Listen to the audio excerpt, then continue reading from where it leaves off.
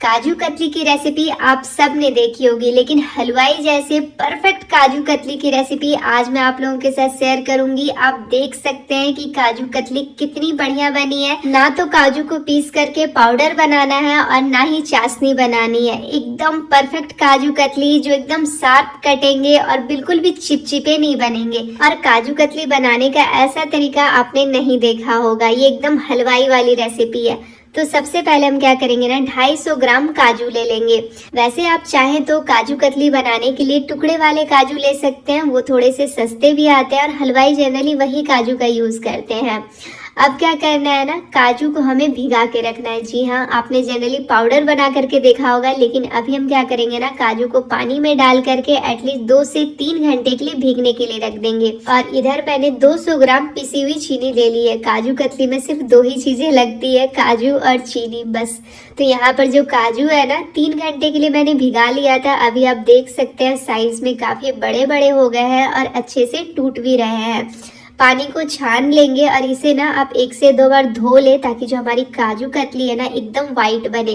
और अगर आप इस तरीके से काजू कतली घर में बनाएंगे ना, ट्रस्ट मी, हलवाई वाली आप भूल जाएंगे, क्योंकि घर में जो इसका टेस्ट होता है ना, वो कहीं भी मार्केट में नहीं मिलता। कहीं कहीं मिलता होगा जो प्योर बनाते होंगे। काजू से छान करके सारा पानी यहाँ पर अलग कर लेंगे, बिल्कुल भी पानी नहीं रहना चाहिए। और इसे बिना पानी के मिक्सर में पीसेंगे। तो जितना ये एक बार में पीस सके उतना आप इसे पीस ले। अब हम क्या करेंगे ना, थोड़ा इसमें पानी ऐड करेंगे, बहुत ज्यादा नहीं, 1 से 2 चम्मच बस।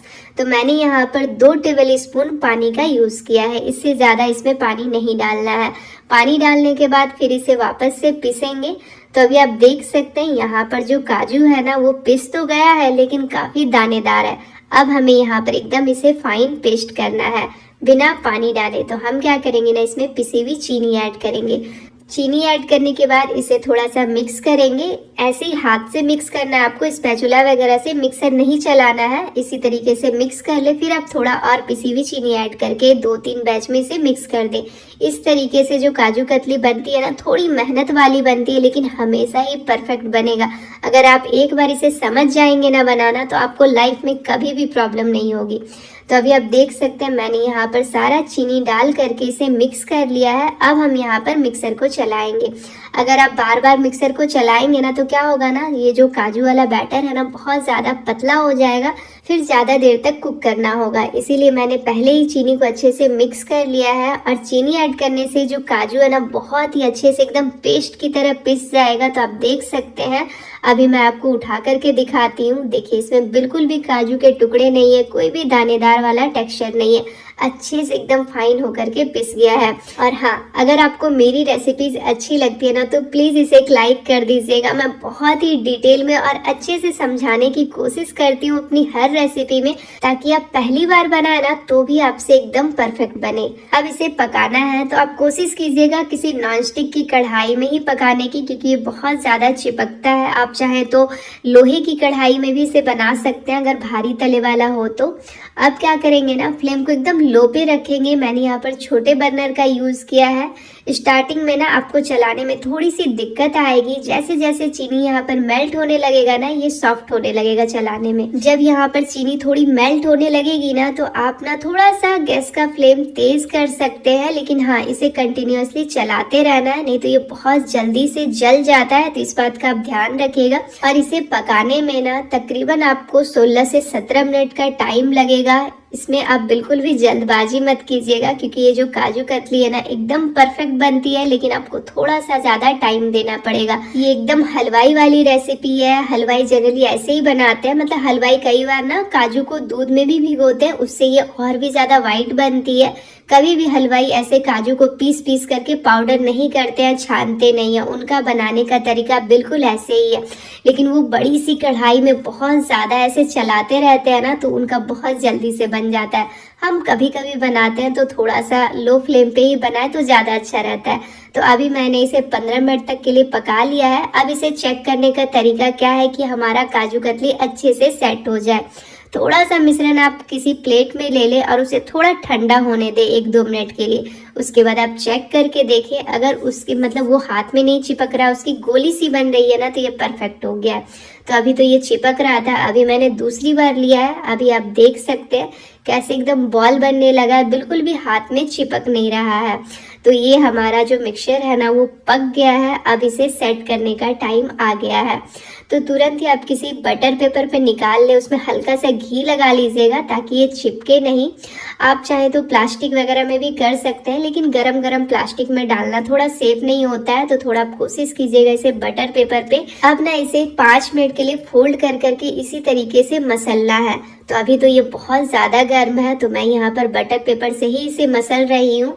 जब ये हल्का ठंडा हो जाए ना, छूने लायक हो जाए, अभी आप देख सकते हैं मैं इजीली इसे हाथ से टच कर पा रही हूँ, तब ना इसे बेल लेना है। तो ऊपर से थोड़ा सा बटर पेपर लगा ले ताकि ये बेलन में बिल्कुल भी ना चिपके।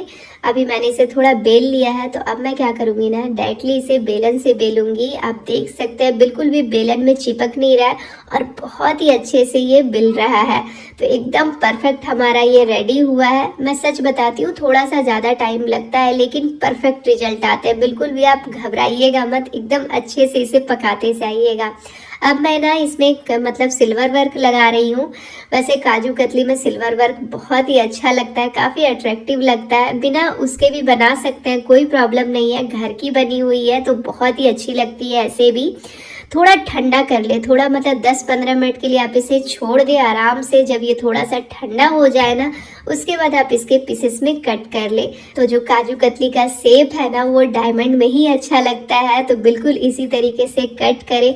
और आप देख सकते हैं कि 250 ग्राम काजू में कितनी ज़्यादा काजू कतली बनी है। अगर 1000 रुपये किलो भी आप काजू का यूज़ करेंगे ना, तो 250 रुपये की ये काजू कतली है। आपको देख करके बिलीव हो रहा है, मतलब 250, बस आप 10-20 रुपए की चीनी रख दीजिए और गैस मेहनत वो तो है ही है। परफेक्ट काजू कतली की यही निशानी है ना कि उसके जो साइड्स है ना वो एकदम स्मूथ हो, चिकने हो, जैसे कि मार्केट में मिलते हैं। आप देख सकते हैं कितने परफेक्ट लग रहा है। मैं जितनी बार काजू कतली बनाती हूँ ना, मैं खुद में प्राउड फील करती हूँ, क्योंकि एक परफेक्ट काजू कतली बनाना ना सच में एक टफ चैलेंज है।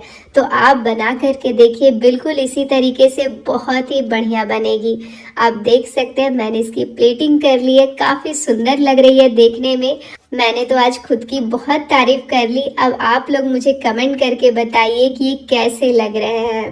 पूरे डिटेल में मैंने बताने की कोशिश की है। तो इस दिवाली आप काजू कतली मार्केट से ना ला करके घर में बनाइए और मुझे बताइए। रेसिपी पसंद आई हो तो लाइक कीजिए। मिलती हूँ नेक्स्ट वीडियो में, तब तक के लिए बाय बाय, टेक केयर।